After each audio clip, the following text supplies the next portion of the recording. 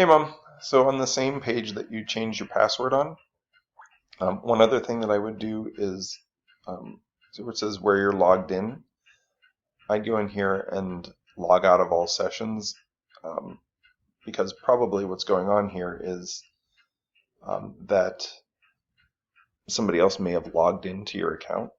Now, they're probably being logged out automatically by the fact that you changed your password, but you might think about doing that. Just press this button, log out of all sessions. It'll log out of your browser, it'll log out of your phone, and you'll have to use your new password to log in again. But before you do that, you can go up here, click on Messages, and then you can click on, I don't know, let's find one that you want to delete. I have no idea who this is, so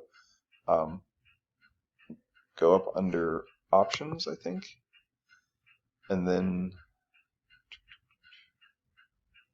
if you look at the bottom here, it says Delete Conversation. Delete the conversation, and now it's gone. Just do that for any of the ones you don't really want. Like, I don't know what this one is either. Options, delete conversation, and now it's gone. And that's really all there is to it.